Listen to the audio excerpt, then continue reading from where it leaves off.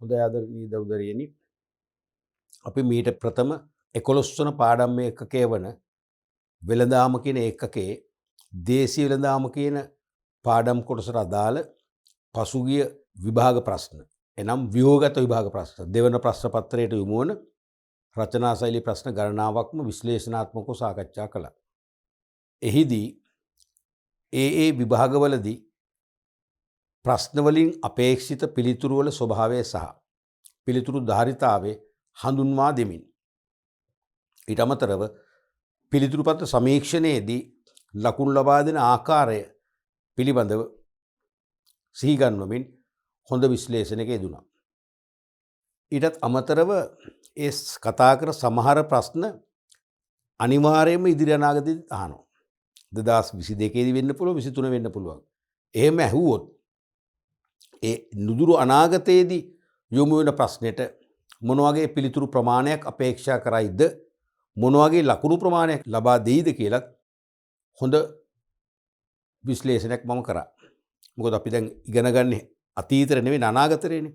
අනාගතයේදී ඒ ප්‍රශ්න යොමු වෙන ආකාරය ලකුණු ලැබෙන ආකාරය ගැන පැහැදිලි අවබෝධයක් දුන්නා. මම විශ්වාස කරනවා ඔබ ඒ පරිච්ඡේද කීපය තුලින් දේශීය වෙළඳාම හා සම්බන්ධ විභාගයට යොමු වන ඕනෑම ව්‍යුහගත ගැටලුවකට චකිතයකින් තොරව පීඩනයකින් තොරව වැදගත්ම වෙන්නේ ඉහළම විශ්වාසයකින් යුතුව නිවැරදි පිළිතුරු ලියලා ඒ ප්‍රශ්නයේ තුලින් ලැබෙන සම්පූර්ණ ලකුණු ප්‍රමාණය ලබා ගන්න තරම් ඔබ දැනුමක් ලබා ගත්තා. අනිවාර්යයෙන්ම ඔබට ලැබෙන්න ඕනේ. ඒ නිසා ඉදිරි පාඩම් පරිච්ඡේදවලුත් අපි තවදුරටත් සාකච්ඡා කරන එවැනිම ප්‍රශ්න සහ ආදර්ශ ප්‍රශ්න විශ්ලේෂණයටත් අනිවාර්යයෙන්ම සම්බන්ධ වෙන්න. එහෙම සම්බන්ධ වුණාන් පස්සේ ඔබට කිසිම ගැටලුවක් ඉතුරු වෙන්නේ නැහැ. 100%ක්ම විශ්වාසයෙන් සහ නිවැරදිව පිළිතුරු ලිවීමේ තාක්ෂණය දැනුම ඔබට ලැබෙනවාමයි. අපි අද පාඩම් පරිච්ඡේදෙනුත් කතා කරන්නේ එවැනිම විභාග ප්‍රශ්න කිහිපයක් සහ අපි බොහොම කල්පනාකාරීව දුරදිග හිතලා ඔබ වෙනුවෙන්ම සකස් කළ වෙහෙස මහන්සිලා සකස් කරපු අනුමාන ප්‍රශ්න කිහිපයකුත් ඔබට අවශ්‍ය අතිරේක ශක්තිය ලබා දෙන්න උත්සාහ කරනවා. අපි මුලින්ම බලමු අද ප්‍රශ්නය 2014 නව නිර්දේශය තුලින් යොමු වෙච්ච විභාග ප්‍රශ්නය. හතරවෙනි ප්‍රශ්නේ රෝම ඉලක්කම් 5 අයන්න. 4 රෝම ඉලක්කම් 5 අයන්න වශයෙන් යොමු වෙච්ච ප්‍රශ්නය. මේකත් මම හිතන්නේ සම්පූර්ණ ප්‍රශ්නයක්. ඊළඟ ප්‍රශ්න කොටසත් මේකෙම ඉස්සරහට තියෙනවා. ශ්‍රී ලංකාවේ නාගරික ප්‍රදේශ තුල සුපිරිවෙලෙන්සල් සංඛ්‍යාවේ සැලකිය යුතු වැඩිවීමක් දක්නට ලැබේ. මම කලින් ප්‍රශ්නකදීත් කිව්වා වගේ මේක දැන් වෙනස් වෙන්න ඕනේ. දැන් නාගරික කියලා හරියන්නේ නැහැ. නගරවලට සීමා වූ සුපිරිවෙලෙන්සල් දැන් ගම්බද ප්‍රදේශවලට ගමන් කරලා ඉවරයි. දැන් ගමටත් ගිහිල්ලා ඉවරයි. එහෙනම් නාගරික ප්‍රදේශ තුල සුපිරිවෙලෙන්සල් සංඛ්‍යාවේ සැලකිය යුතු වැඩිවීමක් දක්නට ලැබේ. සුපිරිවෙලෙන්සල් වලින් පාරිභෝගිකයන් ලැබෙන වාසි 4ක්. අනිවාර්යයෙන්ම පාරිභෝගිකයෝ දැන් සුපිරිවෙලෙන්සල් වලට යන ප්‍රවණතාව වැඩිනේ. ඒයි පාරිභෝගිකයාට ඒවෙන් ගනුදෙනු කිරීමෙන් වාසි රසක් අත් වෙනවා සම්ප්‍රදායික සිල්ලර වෙලෙන්සල් වලට සාපේක්ෂව. සම්ප්‍රදායික සිල්ලර වෙලෙන්සල් වලින් නොලැබෙන වාසි කීපයක් ලැබෙනවා. ඒ වාසි තමයි අහන්නේ. පළවෙනි එක තමයි දැන් මේකේ වාසි 4ක් කියලා දක්වලා තියෙනවනේ. තේරෙනවද? ඒ වාසි 4ක් කියලා අපි හිතමු නම් කරේ නැහැ කියලා. ඒ නම් කරේ නැතත් මගේ නිර්දේශය දැන් ලකුණු 4 ප්‍රශ්නේ අහන්නේ 2010න් පස්සේ 4ක් ලියන්න ඕනේ. දැන් මේක රෝම ඉලක්කමක කොටසක්නේ අයන්නනේ. ඒ නිසා තමයි ඒ කරුණු 4ට ලකුණු භාගය බැගින් 2ක් ලැබුණේ. මේක වැරදිලවත් රෝම ඉලක්කම් 5 තනි ප්‍රශ්නයක් වුණා නම් අනිවාර්යයෙන්ම ලකුණු එක බැගින්ම ලැබෙනවා. ඒකත් තුලිය තියාගන්න ඕනේ. හරිද? වාසි 4ක් නම් කරේ නැතත් 4ක්ම ලියන්න ඔබ උත්සාහ ගන්නට ඕනේ. සම්පූර්ණ ලකුණු ගන්න. පළවෙනි වාසිය තමයි විවිධ භාණ්ඩ හා සේවා ලබාගත හැකි වීම. අපි මේක වෙන විදියකින් කියනවා නම් එකම වහලක් යටින් පාරිභෝගික වුමනා සපුරා ගන්න අවශ්‍ය සියලුම භාණ්ඩ පාරිභෝගික භාණ්ඩ හා සේවා මේකෙන් ලබා ගන්න පුළුවන්. අපි ඒකට කැමතියි. කාර්යබහුල ජීවිතයක් ගත කරන අපි කැමති වෙන්නේ නැහැ. අනික මේ වසංගත රෝගී පසුබිමක් මුළු ලෝකෙම තවමත් ක්‍රියාත්මක වෙද්දී අපි වෙළෙන්සැල් කීපයකට ගිහිල්ලා අපිට අවශ්‍ය භාණ්ඩ මිලදී ගන්න කැමැත්තක් දක්වන්නේ.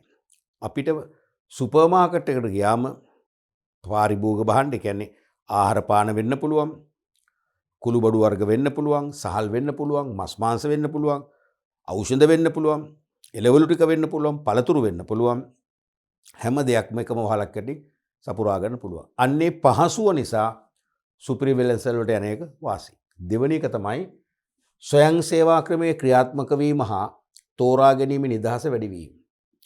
ස්වයං සේවා ක්‍රමයට අපි කැමතියිනේ. සෙල්ෆ් සර්විස් සිස්ටම් එකට ස්වයං සේවා විකුණුම් ක්‍රම නොතිබුණා නම් අපි කැමති වෙන්නේ නැහැ පොලිමේ ගිහිල්ලා වෙලෙන්ද භාණ්ඩ දෙනකම් බලන් ඉන්න. එයා අපිට කිරලා දෙන ඕනම දෙයක් අපි බාර ගන්න අපි කැමති නැහැ. අපි කැමති අපේම අභිමතයේ පරිදි භාණ්ඩ සමීපයට ගිහිල්ලා භාණ්ඩ වෙත ගිහිල්ලා ලේබලේ ඇසුරුමේ තියෙන තොරතුරු කියවලා විශේෂයෙන්ම නිෂ්පාදිත දිනය, ඒ වගේම කල්ලිකුත් වන දිනය, ඒ වගේම ඉන්ග්‍රේඩියන්ට්ස්, ඒ කියන්නේ භාණ්ඩයේ ඇතුළත් වන ද්‍රව්‍ය වර්ග හඳුනගෙන මිල බලලා තෝරගන්න කැමැත්තක් දක්වනවා. ඒතර අපි අපේ කැමැත්ත මත තෝරගත්තත් වෙනවා, කාලෙත් ඉතුරුයි. ඒ නිසා ස්වයං සේවා විකුණුම් ක්‍රම ක්‍රියාත්මක වීම නිසාම අපි කැමති සුපර් මාකටෙන් බඩු ගන්න. එහෙනම් අපිට තෝරා ගැනීමේ නිදහසක් තියෙනවා. අපේ කැමැත්තමයි තෝරගන්න පුළුවන්. ඒක තමයි දෙවෙනි හේතුව. තුන්වෙනි හේතුව තමයි විද්‍යුත් ගෙවීම් ක්‍රම භාවිතය. දැන් ලෝකේ යන්නේ කෑෂ්ලෙස් සොසයිටි එකක්නේ. ඒ කියන්නේ මුදල් රහිත සමාජයක්.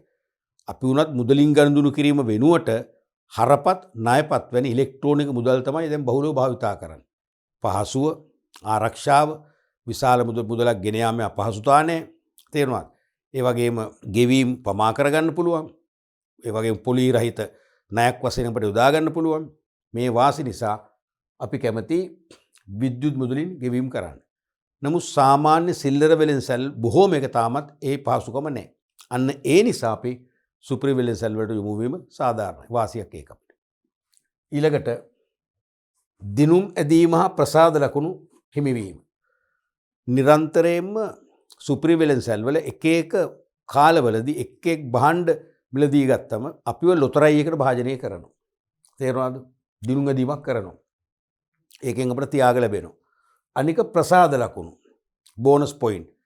මිලදී ගන්න සෑම රුපියලකටම රුපියලක් වටනා භාණ්ඩයක් මිලදී ගත්තත් සෑම රුපියලකටම අපිට අනිවාර්යයෙන්ම ප්‍රසාද ලකුණු හිමි වෙනවා. ඒ ප්‍රසාද ලකුණු වලට කිසියම් මිලක් තියෙනවා. ඒක හරියට වට්ටමක් හා සමානයි. ඒක ලොයල්ටි කාඩ් එකට, අපේ ඩිස්කවුන්ට් කාඩ් එකට තුලක් වෙනවා. එහෙම ප්‍රසාද ලකුණු එකතු වෙලා මුදල් නොමැති හදිසි අවශ්‍යතාවයකදී ණයපතකින් ගෙවනවා වගේම ලොයල්ටි කාඩ් එකෙන් අපිට ගෙවීම කරන්න පුළුවන්. අන්න ඒ නිසාත් අපි ඒ ප්‍රසාද ලකුණු ලැබෙන නිසාම නිතර ලොතරැයි වලට භාජනය වෙලා අපිට දිනුම් ලැබීමේ අවස්ථාව තියෙන නිසාම අපි කැමති සුපිරි වෙළෙන්සැල්ට යන්න. ඒකත් ප්‍රධානම වාසිය. පැහැදිලිනේ? රයිට්. ඊළඟ උත්තරය තමයි හිතකර පරිසරයක් තිබීම. ඇත්තටම සුපිරි වෙළෙන්සැල හරිම හිතකරයිනේ. අපි මේක තනි වචනයක ප්‍රසන්නයි. වායු සමන පහසුකම් තියෙනවා. බොහොම අපූර්වට එක එක රාක් වලින් භාණ්ඩ පන්ති වෙන් කරලා සුරලා තියෙනවා. තේරෙනවද? හරිම ප්‍රබෝධමත්. තේරෙනවද?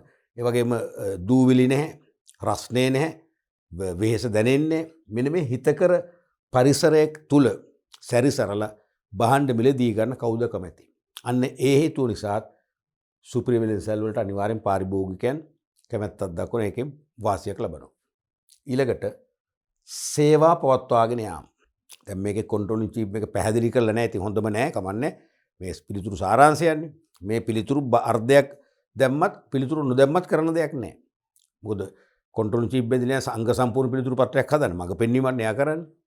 මෙතන මේ සේවා පවත්වාගෙන යාම කියන්නේ දැන් අපිට අවශ්‍ය භාණ්ඩ කල්ැතුව හඳුනගෙන තොග වශයෙන් මිලදී අරගෙන ගබඩා කරලා ප්‍රදර්ශනය කරලා අපිට මිලදී අපිට පහසුවෙන් තෝරගන්න අවස්ථාව දීමම සේවාවක් තමයි. සේවාවන්නේ අපිට අවශ්‍ය ප්‍රමාණයෙන් ගන්න පුළුවන්. ඊට අමතරව අපිට තව අමතර සේවා ලැබෙන ඕකේ. උදාහරණයක් වශයෙන් බැංකින් අවුට්ලෙට් එකක් ගොඩක් වෙලාවට ඔය විශේෂයෙන්ම ප්‍රධාන නගරවල සුපර් මාකට් වල තියෙන බැංකු කවුන්ටරයක් අපිට බඩු ගන්න අතරම අපිට පුළුවන් බැංකු ගිණුමට සල්ලි දාන්න ඕන ඒකත් කරන්න පුළුවන්. චෙක් එකක් ගිණුමට බැර කරන්න බාර දෙන්න පුළුවන්. චෙක් පතක් අපිට කෑෂ් කර මුදල් කරගන්න පුළුවන්. ඒ වගේම වතුර බිල්පත, ජල බිල්පත, දුරකථන බිල්පත වැනි සේවා බිල්පත් ගෙවීම් කරගන්නත් පහසුයි. අන්න ඒ වගේ සේවාත් අපට ලැබෙනවා. තේරුණාද? ඊට අමතරව භෝජනාගාර සේවා අපිට දවල්ට රාත්‍රියට නිකන් චේන්ජ් එකකට එක්ක වෙනස කරත් එක්ක ඕනනම් කැම ටිකකුත් අරගෙන මෙන්න පුළුවන්. කොහෙවත් කැම ගන්න වෙන යන්න ඕනේ නැහැ. වාහනේ අපි යන වාහනේ නතර කරන්න ඕනේ නැහැ. ඊළඟට බටහිර බෙහෙත් අලෙවි කිරීමට ෆාමසියක් පවත්වාගෙන යනවා. ඒකත් අමතර සේවයක්. එහෙනම් එළියේ තියෙන වෙනම ෆාමසි එකක අපි කියලා රස්තියාදු වෙන්න ඕනේ නැහැ. අන්නේ සේවා රැසක් නැත්නම් බහු සේවා රැසක් සලසන නිසා අනිවාර්යයෙන්ම සුපිරිවෙලෙන්ස් වලට අපිට යන එක වාසියක් තියෙනවා. මේ සේවා පවත්වන කියන්නේ බහු සේවා නේ. බහු සේවා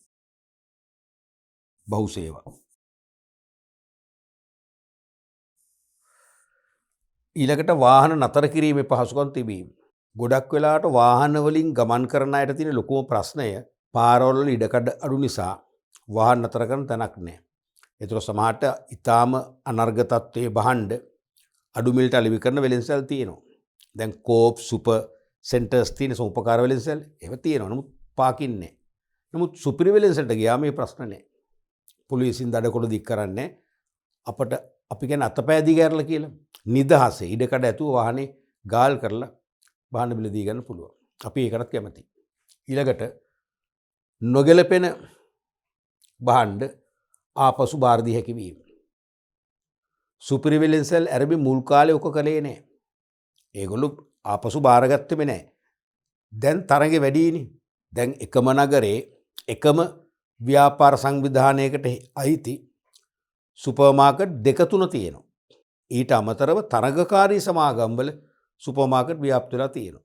මේ තරඟ නිසා සෑම සුපිරි වෙළෙන්සලක්ම උත්සාහ කරනවා අන් අයට සාපේක්ෂව වැඩි පාරිභෝගික පිරිසක් නැත්නම් වෙළඳපොළ කොටසක් දිනා ගන්න එක එක උපාය මාර්ග දියත් කරන්න. එවැනි එක උපාය මාර්ගයක් තමයි මේක.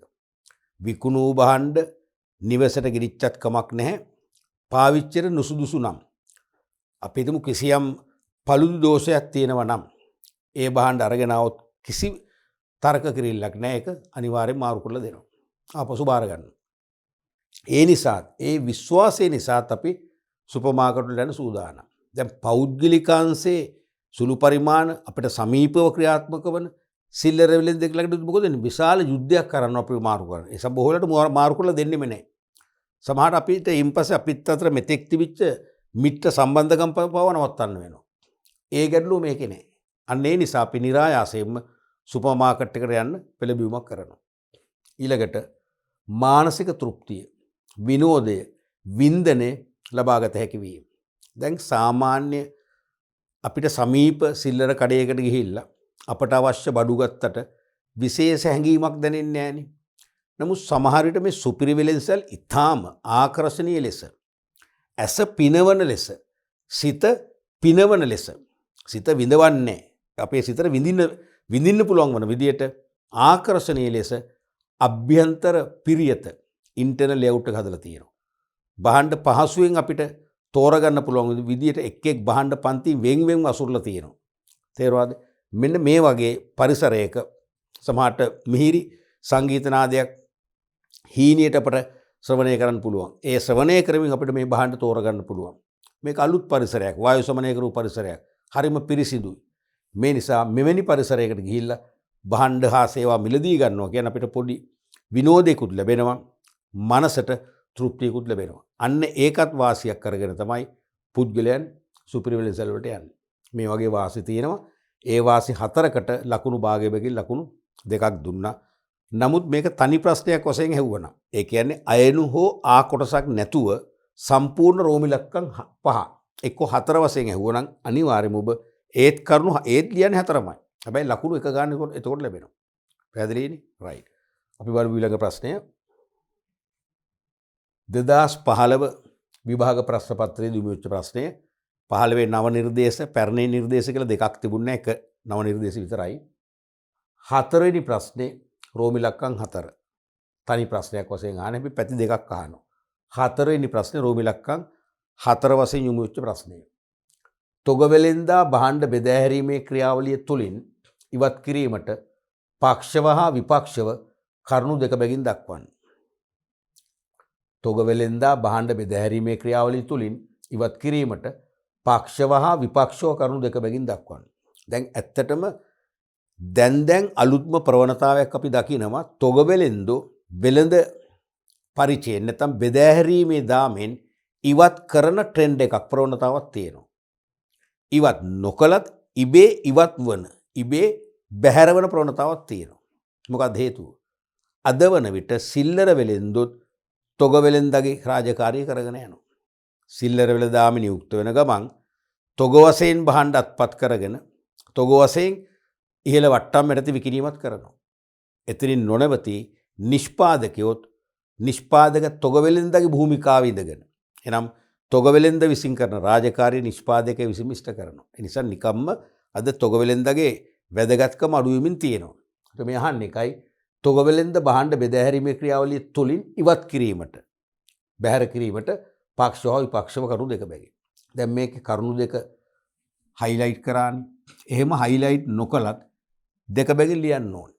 මොකද පක්ෂ විපක්ෂ දෙපැත්තම තියෙනවානේ. පක්ෂව ඇහුවන පක්ෂව පමණක් ඇහුවනම් අනිවාර්යයෙන්ම 4ක් ලියන්න ඕනේ. තේරෙනවද? විපක්ෂව පමණක් ඇහුවනම් ඒත් අනිවාර්යයෙන්ම 4ක් ලියන්න ඕනේ. තේරෙනවද? දැන් මේකේ දෙකම එකවර අහනවනේ. ඒ නිසා ලියන්නේ දෙක බැගින් පමණයි. ඒ නිසා ලියන්නේ දෙක බැගින් පමණයි. දෙක බැගින් පමණයි. ඒත් මුළු පිළිතුරු කීයක් එනවද? 4ක් වෙනවා. දැන් 4 බැගින් මිලුවොත් මොකද වෙන්නේ? පිළිතුරු කොටස් 8ක්. එච්චර ධාරිතාවක් ඉල්ලන්නේ නැහැ. එහෙම කැපැසිටි එකක් අපෙන් ඉල්ලන්නේ නැහැ කවදාකවත්. තේරුණාද? ඒ නිසා පක්ෂෝ විපක්ෂෝ දෙපැත්තම අහන නිසා දෙක බැගින් 4 තමයි ප්‍රශස්තම ගාන. පක්ෂෝ පමණක් ඇහුවනම් 4ක්. විපක්ෂෝ පමණක් ඇහුවනම් 4ක් ලියන්නට ඕනේ. පැහැදිලිනේ? මුලින්ම පක්ෂව. මම හැමදාම කියනවා නිරන්තරයෙන්ම කියනවා පිළිතුරු ලිවීමේදී පිරිසිදු බව නම් රැකෙන්නම ඕනේ. අපි කියන්නේ නීට් එකට ලියන්න ඕනේ. පිළිවෙලට ලියන්න ඕනේ.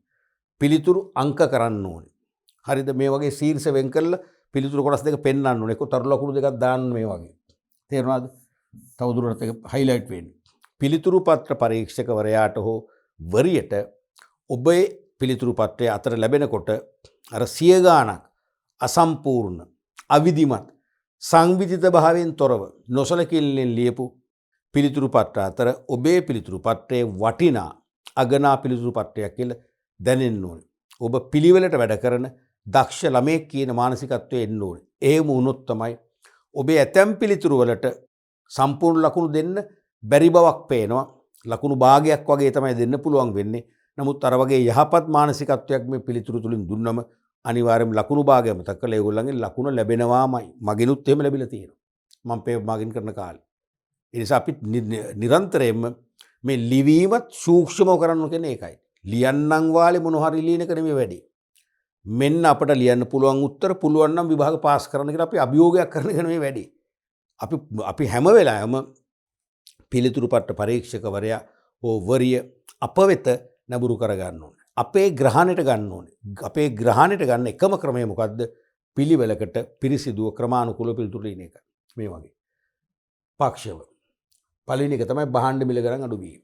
දැන් තොග වෙළෙන්ද කියන්නේ අතරමැදියෙක්නේ. ප්‍රධානම අතරමැදියානේ. එතකොට තොග වෙළෙන්දෝ ක්‍රියාත්මක වෙනකොට ඒගොල්ලෝ ගබඩා කිරීම කරනවා. ප්‍රවාහනය කරනවා. බෙදා හැරීම කරනවා. ඒ වගේම සන්නම් කිරීම කරනවා. ඇසිරීම කරනවා. ප්‍රචාරණය කරනවා. මේ අමතර සේවා වෙනුවෙන් දරන පරිශ්‍රමය හා වියදම වෙනුවෙන් භාණ්ඩ මිල වැඩි කරනවා. භාණ්ඩ මිල වැඩි කරාම මොකද වෙන්නේ? ඒ වෙළඳ පොලේ විකිරෙන උපරිම මිලක් තියෙනවනේ. උපරිම මිල රේඛාව අපි තුමු 150 කියලා. 150 පැන්නොත් මොකද වෙන්නේ? විකිරෙන්නේ නැහැ. විකිරීම මන්දගාමී වෙනවා. අවසාන පාඩුවල වෙන්නේ කාටද? කාටද වෙන්නේ? අනිවාර්යෙන් ව්‍යාපාරිකයන්ට. නිෂ්පාදකයන්ට. මෙතන තොග වෙළෙන්ද අයින් කරනවා කියන්නේ ඒ අමතර සේවා සියල්ල කරන නිෂ්පාදකයා එහෙනම් එහෙම කරයි කියලා අර තොග වෙළෙන්ද වගේ අමතර ලාභයක් එකතු කරලා මිල වැඩි කරන්නේ. එහෙනම් මිල අඩුවීමෙන් මොකද වෙන්නේ? ඉල්ලුම වර්ධනය වෙලා විකුණුම් සහ ලාභ වැඩි වෙන්නේ ව්‍යාපාරිකයාගේ. පැහැදිලිනේ? දෙවෙනි එක තමයි ගැනුම්කරු සහ විකුණුම් අතර ඍජු සම්බන්ධතා වැඩි වීම. විකුණුම්කරුවා කියන්නේ නිෂ්පාදකයා. එයයි ගැනුම්කරුවෝ අතර අනිවාර්යයෙන්ම ඍජු සම්බන්ධය ඇති වෙනවා. තොගවෙලෙන්ද හිටිනම් කවදාකවත් ඍජු සම්බන්ධය ඇති වෙන්නේ නැහැ. තොගවෙලෙන්ද මැද ඉන්නේ. එයා තමයි ගැනුම්කරුවන්ගේ තොරතුරු නිෂ්පාදකයට දෙන්නේ. තේරුණාද? එහෙම වුණාම අර නිවැරදි, ඒ කියන්නේ විනිවිද භාවයෙන් යුතුව සම්බන්ධය ඇති වෙන්නේ නැහැ. දැන් ඇති කරගන්න පුළුවන්. තුන්වෙනි එක තමයි කෘත්‍රිම භාණ්ඩ හිඟ ඇතිවීම වැළැක්වීම.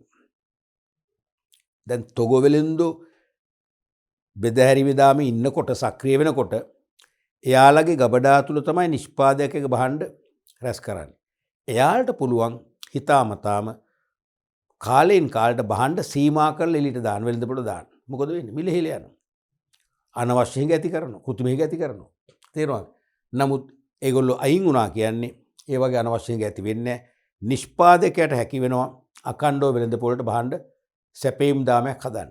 ඒ තුල වෙළඳපොලේ භාණ්ඩ හා සේවාවල මිල ස්ථාවර මට්ටමක රඳව ගන්න අවස්ථාව ලැබෙනවා.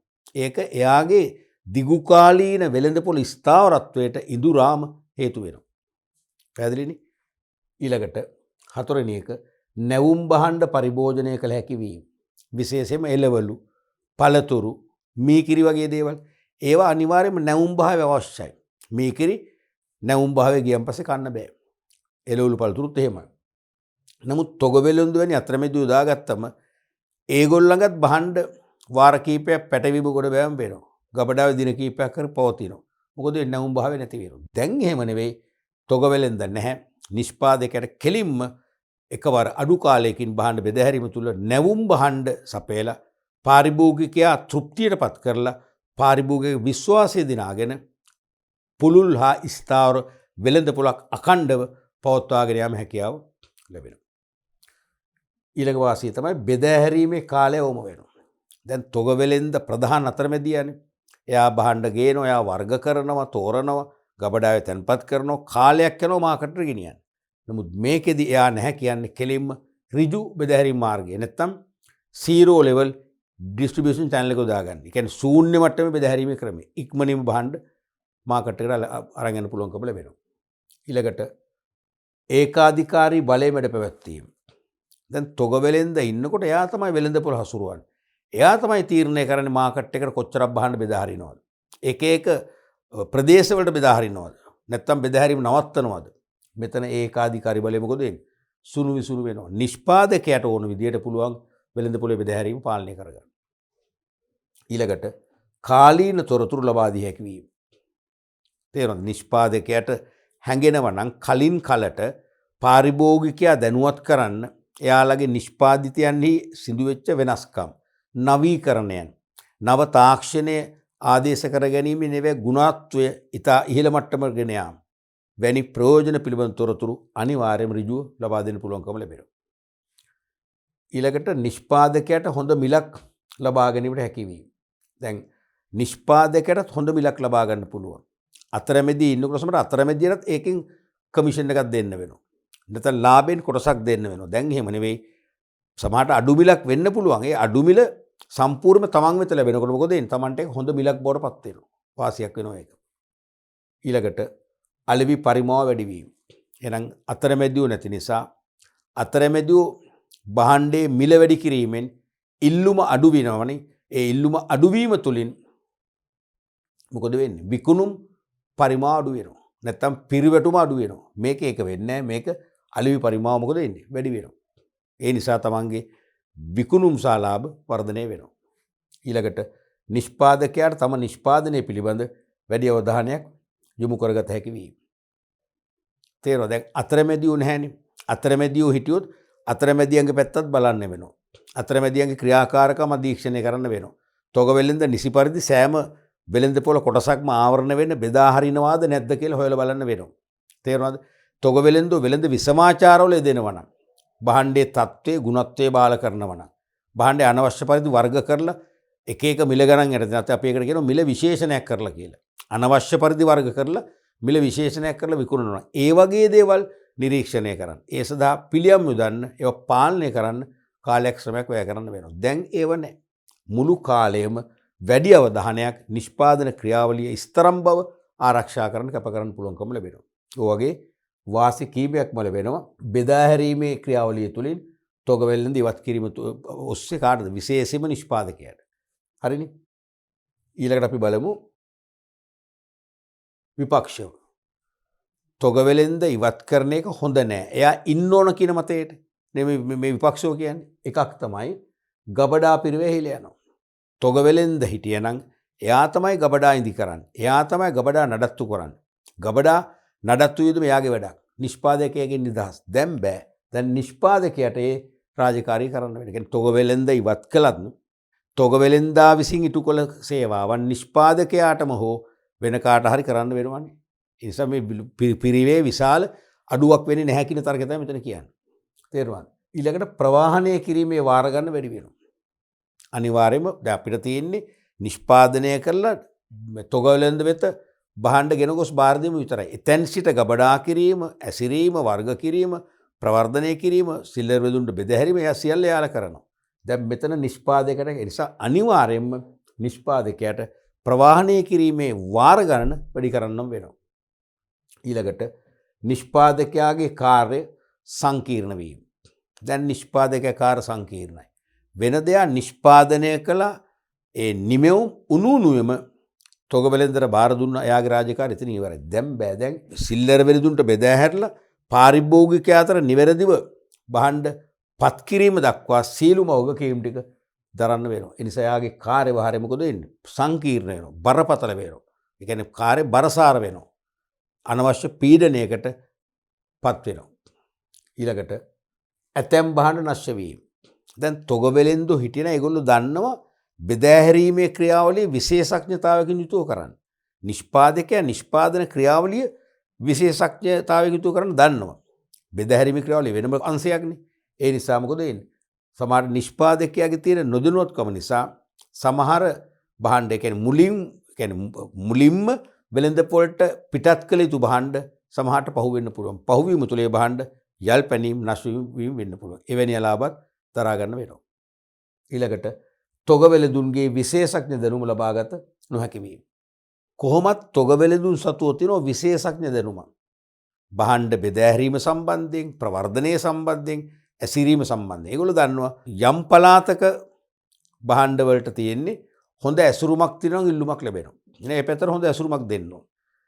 සමහර පළාත්වල සාපේක්ෂව අඩු මිලට දෙන්න නම් ඉල්ලුමක් තියෙනවා. එහෙනම් අඩු මිලට දෙන්න ක්‍රමවේදයක් හදන්න ඕනේ. අන්නේ විශේෂඥ දැනුමෙන් ප්‍රයෝජන අරගෙන සාර්ථක වෙළඳාමක් කරලා සාර්ථකව ලාභ වර්ධනය කරගන්න තියෙන අවස්ථාව ගිලිහිලා යන්න පුළුවන් නිෂ්පාදකයාට තොග වෙළඳ අයින් කිරීම. මේ වගේ පාක්ෂව කරුණු දෙකකට එක ගානේ ලකුණු දෙකක් දුන්නා. විපක්ෂව කරුණු දෙකකට ලකුණු එක ගානේ ලකුණු දෙකක් දුන්නා. මුළු ලකුණු හතරයි මේක තනි ප්‍රශ්නයක්නේ. ලකුණු හතර බෙදිලා යන්නේ ඒ කොටස් දෙක අතර ওই විදියට. එකම ප්‍රශ්නේ පැති දෙකක් අහනවා. පක්ෂව විපක්ෂව. එහෙනම් පක්ෂව කරුණු දෙක හතරක් නැහැ. පක්ෂව කරුණු හතරක් විපක්ෂව කරුණු හතරක් උත් මොකද එන්නේ කරුණු 8ක් පිළිතුරු 8ක් ධාරිතාවය වැඩි. ඒ පිළිතුරු 6න් ඔබට යන ධාරිතාවයක් සාමාන්‍යයෙන් BS පේපර් එකේ අහන්නෙම නැහැ. ඒක මට 99.9%ක්ම විශ්වාසයි. තේරුණාද? නිසා කරුණු 8ක් ලියන්නම එපා. ලියන්න ඕනේ අනිවාර්යයෙන්ම දෙක බැගින්. ඉල්ලුවොත් පමණක් ලියනවා නැත්නම් ඉල්ලන්නේ නැහැ. හැබැයි පක්ෂව හෝ විපක්ෂව පමණක් ඇහුවා නම් ඒත් 4ක් ලියන්න ඕනේ. ඒතකොට ලකුණු 4ම ලැබෙන්නේ කරුණකට ලකුණු එක බැගින්. පැහැදිලිනේ? අපි ඊළඟ ප්‍රශ්නය බලමු. 2016 විභාග ප්‍රශ්නය 4 වෙනි ප්‍රශ්නේ රෝම ඉලක්කම් 5 අයන්න. විද්‍යුත් වෙළඳාමෙන් ව්‍යාපාරිකයෙකුට අත්කරගත හැකි වාසි දෙකක් සඳහන් කරන්න. විද්‍යුත් වෙළඳාමෙන් නැත්නම් ඕකම තමයි විද්‍යුත් වෙළඳාම. විද්‍යුත් සිල්ලර වෙළඳාම කියලා අහන්නේ ඕකම තමයි. තේරුණාද? ඒ කියන්නේ අන්තර්ජාලය සම්බන්ධ කරගෙන ගැනුම්කරු සහ විකුණුම්කරු අන්තර්ජාලය ඔස්සේ සම්මුඛ වෙලා තොරතුරු හුවමාරු කරගෙන අන්තර්ජාලය ඔස්සේ ලැබෙන ඇනවුම් සඳහා භාණ්ඩ සේවා අලෙවි කිරීම තමයි විද්‍යුත් වෙළඳාම කියලා අපි තියරි පාර්ට් එකේ බොහොම පැහැදිලිව ඉගෙන ගත්තේ. ඒකෙන් ව්‍යාපාරිකයන්ට අත්කර ගන්න පුළුවන් වාසි දෙකක්. එකක් මොකද්ද? වෙළඳපොළ පුළුල් වෙනවා. තමන්ගේ මාකට් ෂෙයාර් එක වෙළඳපොළ කොටස.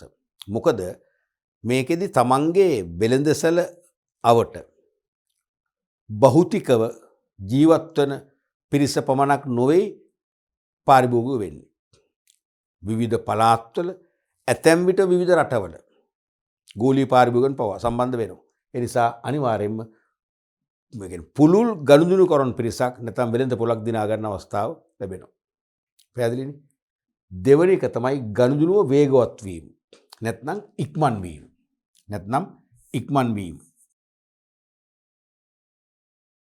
ඉක්මන් වීම. තේරුණාද?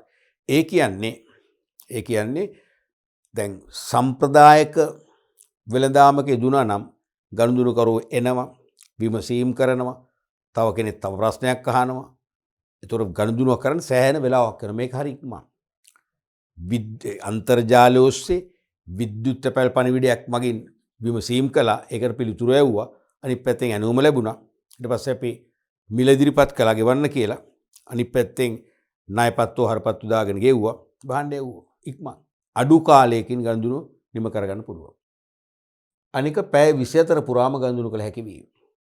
ඒ කියන්නේ මේකේ මේ විද්‍යුත් වෙළඳාමේදී විද්‍යුත් වෙළඳසැල් දැන් සිල්ලර වෙළෙන්දෙක් විද්‍යුත් ආකාරයට ගනුදෙනු කරද්දී අපි කියන්නේ මොකද ඒ සිල්ලර කඩය නිකන් සිල්ලර වෙළඳසැලක් නෙවෙයි විද්‍යුත් සිල්ලර වෙළඳසැලක්. ඕක වැසූ වෙලාවක් නැහැ.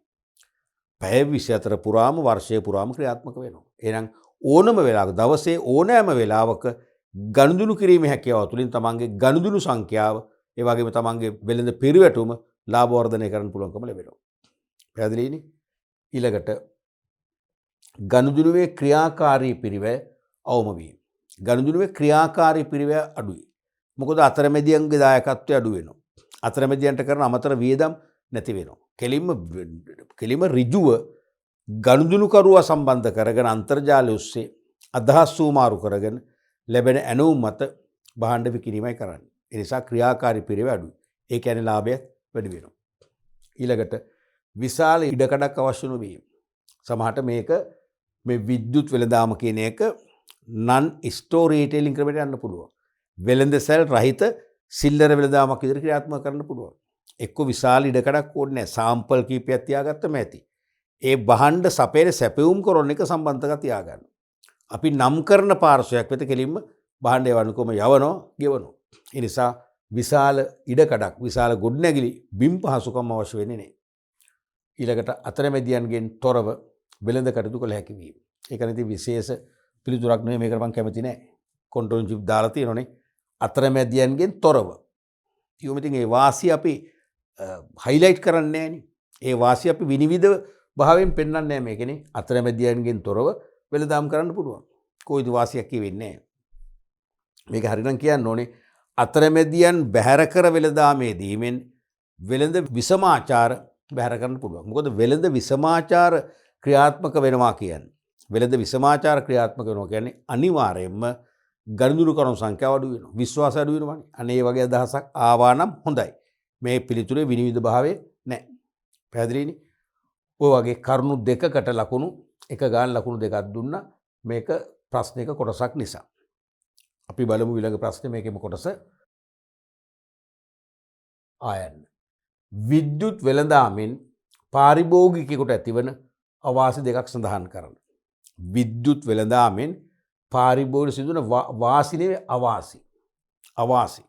හොඳ ප්‍රශ්නයක් මේක. මමත් කැමතිම ප්‍රශ්නයක්. මේ විද්‍යුත් ව්‍යාපාර සහ විද්‍යුත් වෙළඳාම ආපු මුල් අවුරුද්දෙම මම මේ ප්‍රශ්නේ කතා කරා. මම ගොඩ විභාගෙට එන්න පෙර තමයි මම ගොඩක් ප්‍රශ්න කතා කරේ. ඒකේ මම ප්‍රතිඵලය ගත්තා. දැන් මොනවද මේකෙන් අපිට ලැබෙන අවාසි? ප්‍රධානම අවාසිය තමයි භාණ්ඩ භෞතිකව පරීක්ෂා කරන්න බැරි වීම. භාණ්ඩ භෞතිකව පරීක්ෂා කරන්න බෑ. එතකොට ප්‍රධානම ගැටලුව ඒකයි. අපි කැමතිනේ අපි මිලදී ගන්න අපේක්ෂිත භාණ්ඩේ පරීක්ෂා කරලා අපිට ගැළපෙනවද? අපේ වුමනාව ඉෂ්ට කරනවද කියලා තෝරලා ගන්න. එහෙම හැකියාවක් නැහැ. අපි භාණ්ඩයේ නමින් නැත්නම් සන්නමින් දන්නවා. එනකන් දන්නේ නැහැ මොන වගේ තත්ත්ව භාණ්ඩයක් එනවද කියලා. ඒක තමයි ලොකුම අවාසිය. දෙවැනි එක තමයි નિયમિત භාණ්ඩයම ලැබේදයි නිශ්චිත නොවීම. දැන් අපි ඉල්ලන භාණ්ඩය තමයි අපිට එවන්නේ. හැබැයි අපි ඉල්ලන ස්වරූපයෙන් මේවයි දන්නේ. සමහරට ඉල්ලන භාණ්ඩයට ආසන්න භාණ්ඩයක් වෙන්න පුළුවන් ඉන්නේ. අපි ඉල්ලන භාණ්ඩ වර්ගයම නෙවෙයි සමීප එකක් වුණොත් ඒක ප්‍රශ්නයක් වෙනවා. තේරුණාද? එහෙම වෙලා තියෙනවා. දැන් පෞද්ගලිකව eBay ක්‍රමයට අපි යම් භාණ්ඩ ගෙන්න ගන්නකොට පොඩි අපි දේවල් ගෙන්න ගන්නවා. මට පව වැරදිච්ච අවස්ථා තියෙනවා. පස්සේ මම මේක සෑහෙන පස්සේ ආ ඊමේල් පණිවිඩයක් යවලා දෙපාරක් විතර අපි අදහස් සුමාරු කරගෙන ඉල්ලීම් කරලා මාස එකහමාරක් දෙකක් විතර ගිහිල්ලා මුදල් අපට ආපසු ගෙවපු අවස්ථා තියෙනවා. නොගෙවපු අවස්ථාත් තියෙනවා. එහෙම ගැටලුවක් තියෙනවා. වැරදි කියන්නේ අපි ඉල්ලන එක නෙවෙයි ඒ අපි ඉල්ලන පවුලේ. අපි ඉල්ලන පවුලේ නැත්නම් ඉල්ලන පන්තියේම භාණ්ඩයක් තමයි එවන්නේ. හැබැයි අපි ඉල්ලන වර්ගයේම නෙවෙයි. හිතන්නකෝ මොන හරි ව්‍යායාම උපකරණයක් කියලා. අපි ඉල්ලන පාර්ට් එක හරි. හරිද? ඒ පාර්ට් එකේ සමහරට මොකක් හරි මිලිමීටර ගානක් හරි වෙනස්. තේරුමක් නැහැ එතකොට. ඊළඟට ගනුදෙනු වෙහි ආරක්ෂාව පිළිබඳ ගැටලු ඇති වේ.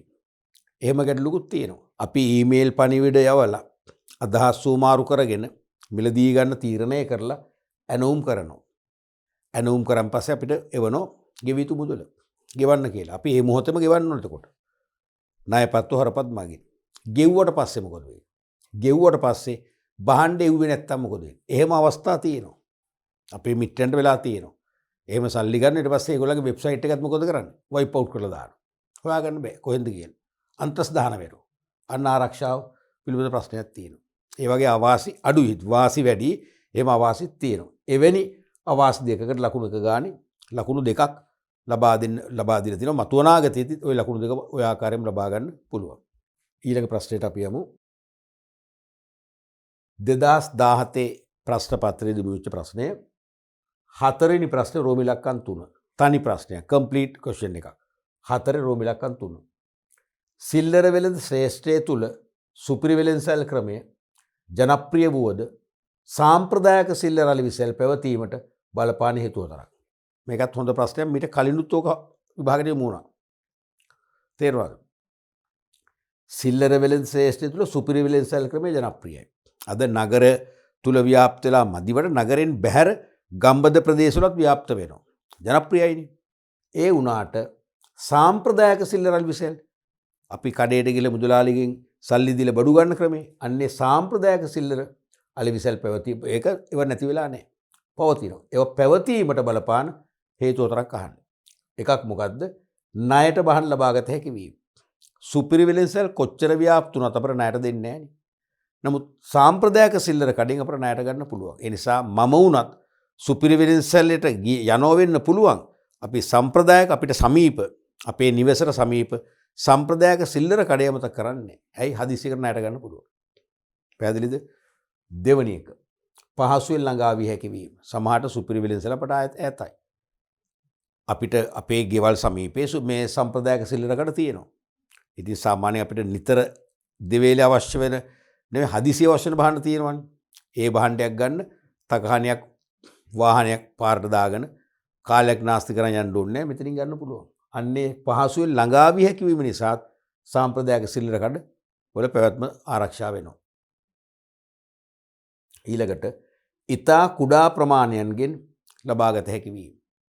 දැන් සුපිරි වෙළඳසැලකට ගිහිල්ලා අපි දුම් සීනි ග්‍රෑම් 100ක් ඉල්ලුවොත් දෙනවද? එහෙම දෙන්නේ නැහැ. එහෙම දෙන්නේ බොහෝලට දෙන්නේ නැහැ. දුන්නත් බොහොම අකමැත්තෙන් තමයි ඒක දෙන්නේ නේ.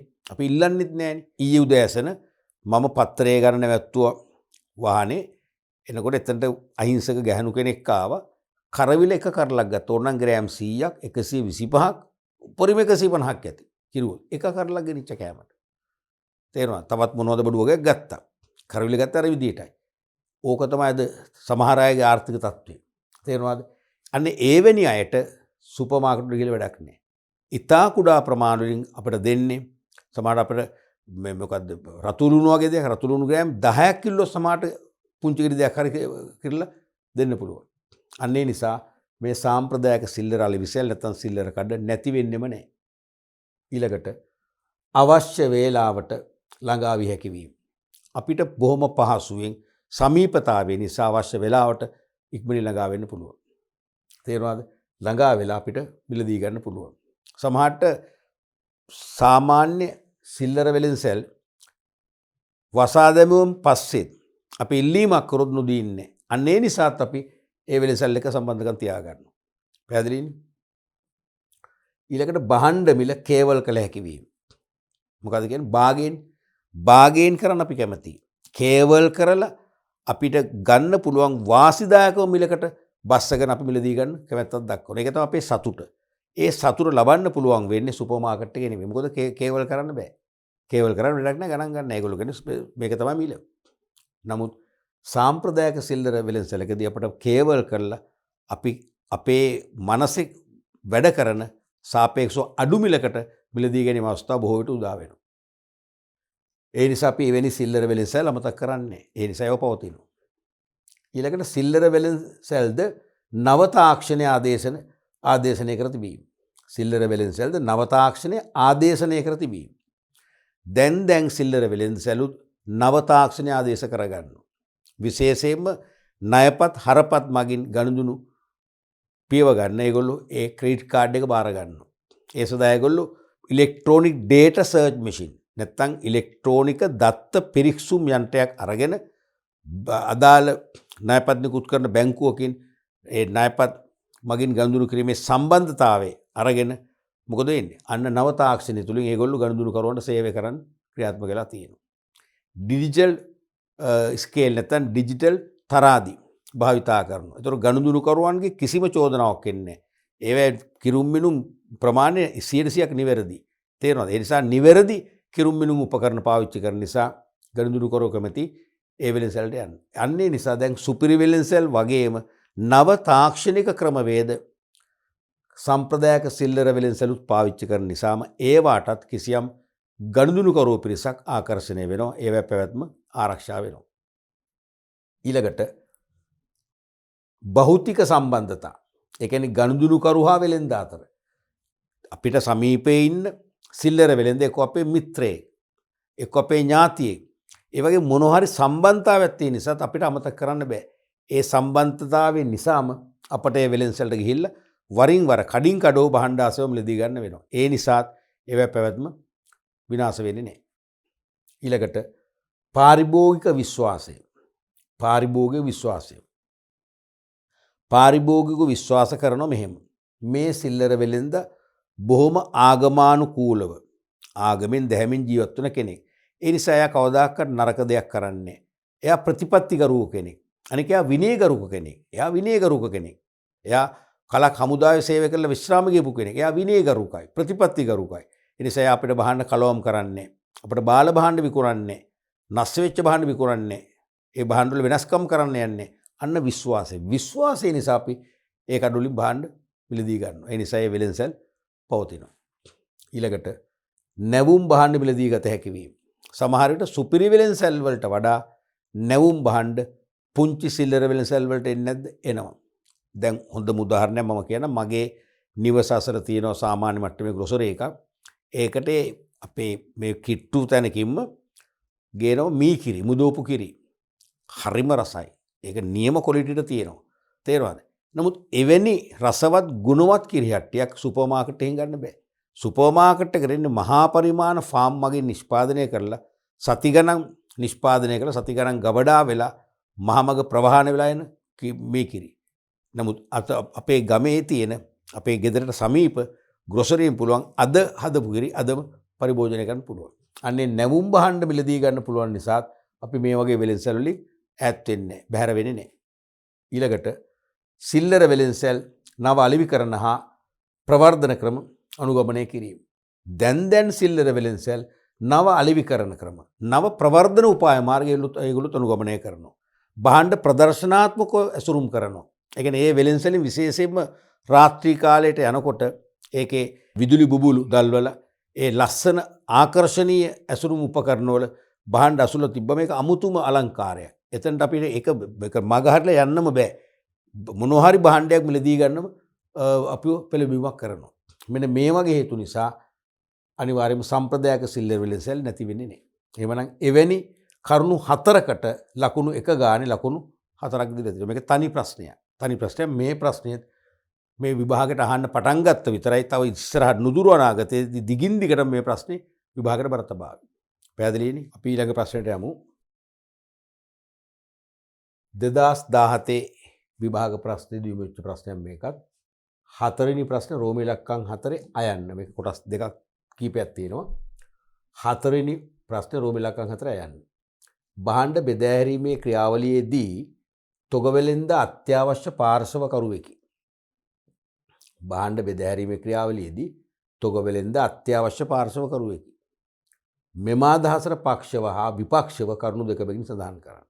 එකම ප්‍රශ්නේ ප්‍රශ්න දෙකක් අහනවා. පක්ෂව විපක්ෂව.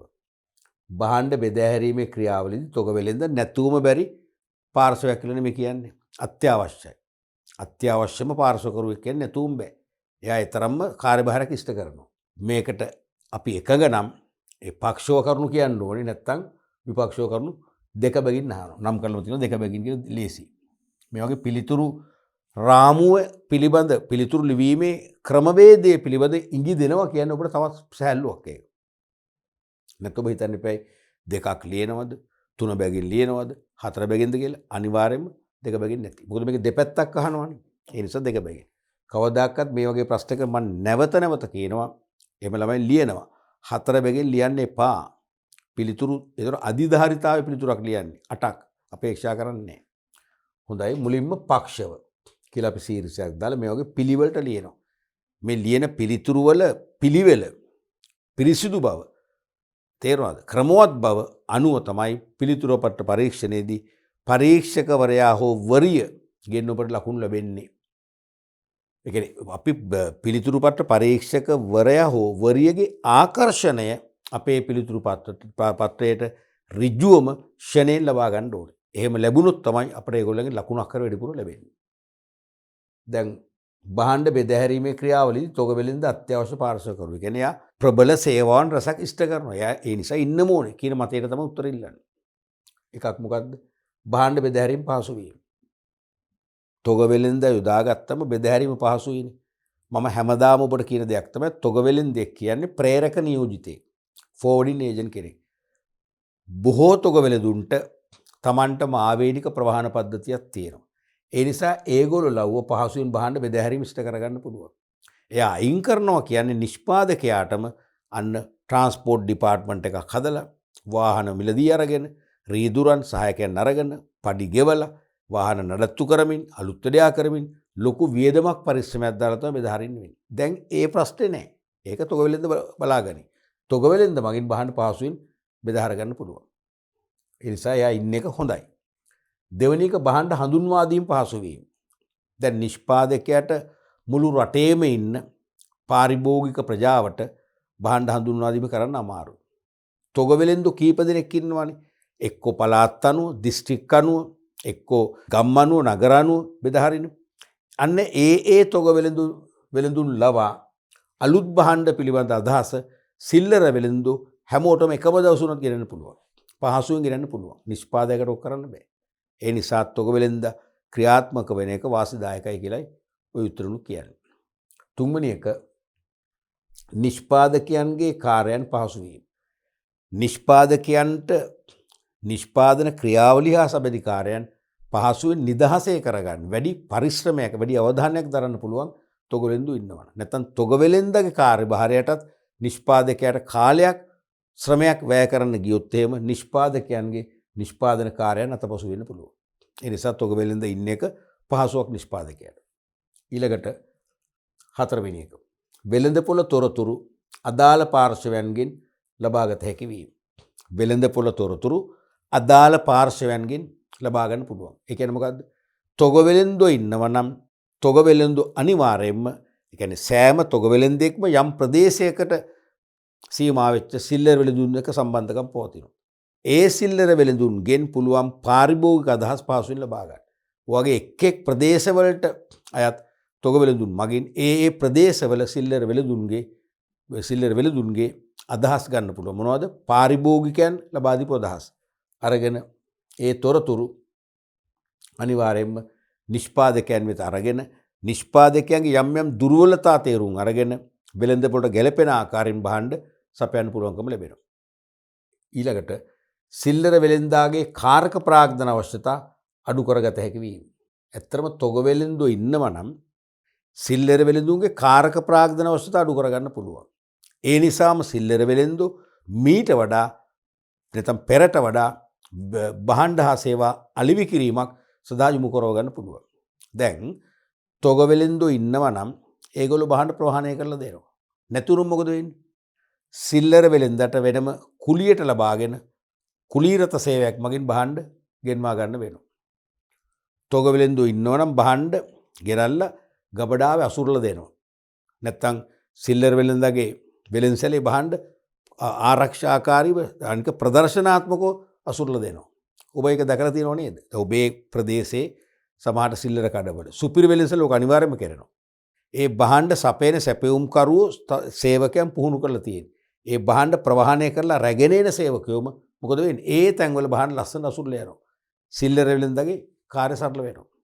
එහෙම නුනන මොකද වෙන්නේ? සිල්ලර වෙලෙන්දට තව අමතර සේවකෙක් හරි නැත්තම් කාලීනව පාර්ට් ටයිම් හරි අරගෙන ගෙවීමක් කරලා වැඩේ කරගන්න වෙනවා. මෙන්න මේ වගේ තොග වෙලෙන්දු නැත්නම් වෙන්නේ එකයි ප්‍රවාහන වියදම්, අමතර සේවක වියදම්, වැනි අමතර වියදම් දරන්න වෙනවා. අන්න කාරක ප්‍රාග්ධන අවශ්‍යතා ඉහළ යනවා. තොග වෙලෙන්ද ඉන්නවා නම් ඒ කාරක ප්‍රාග්ධන අවශ්‍යතා මොකද වෙන්නේ? අඩු කරගන්න පුළුවන්කම ලැබෙනවා. ඒ නිසා තොග වෙලෙන්ද ඉන්නවට පක්ෂව මේ වගේ කරුණු ඉදිරිපත් කරන්න පුළුවන්. එවැනි කරුණු දෙකකට ලකුණු භාගයේ බැගින් ලකුණු එකක් දීලා තියෙනවා. ප්‍රශ්නයක කොටසක් නිසා. මේක තනි ප්‍රශ්නයක් වශයෙන් හෙව්වනම් අනිවාර්යයෙන්ම කරුණු දෙක අපේක්ෂා කරොත් ලකුණු එක බැගින් දෙකක් ලැබෙනවා. නැත්තම් කරුණු හතර අපේක්ෂා කරොත් අනිවාර්යයෙන්ම ලකුණු එක බැගින් ලකුණු හතරක් ලැබෙන්න පුළුවන්. අපි බලමු ඊළඟ ප්‍රශ්න කොටස ඕකේ විපක්ෂව. ඒ කියන්නේ තොග වෙලෙන්දු අවශ්‍ය නැහැ. බෙදහැරීමේ දාමෙන් ඒගොල්ලෝ ඉවත් වුණාට ප්‍රශ්නයක් නැහැ. කියන හැඟීමනේ මේ විපක්ෂෝ කියන්නේ. පළවෙනි එක තමයි වෙළඳ පොලේ අනවශ්‍ය භාණ්ඩ හිඟයක් ඇති විය හැකි වීම. වෙළඳ පොලේ අනවශ්‍ය භාණ්ඩ හිඟයක් ඇති වෙන්න පුළුවන්.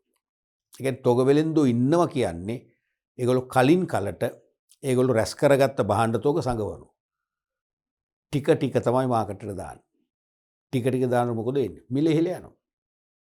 ඕක දැන් ඉන්දියාව වගේ රටවල විශාල සහල් මෝල් හිමියන් සහල් තොග රැස් කරලා සංගවලා ටික ටික මාකට් එකට දාන මොකද වෙන්නේ? සහල් කිලෝ එක ඉන්දියන් රුපියල් 100ට දිවිච්ච රුපියල් 200 වෙන ඩබල් වෙනක පාට. අන්න ඒ වාසිය තියෙනවා. තොග වෙලෙන්දු නොහිටියා නම් එහෙම සංගවීමක් වෙන්නේ නැහනේ. එහෙනම් වෙලෙන්ද පොලේ භාණ්ඩ බිල ඉහළ යන්නේ. දෙවෙනි එක තමයි සමහර විට භාණ්ඩ වල නියම ගුණත්වය ආරක්ෂා නොවීම. තොග වෙලෙන්දු කියන අතරමැදියා ඉන්නවා නම් එයා තමයි භාණ්ඩ තෝරන්නේ, වර්ග කරන්නේ, ඇතැම් විට අසුරන්නේ, පැක් කරන්නේ.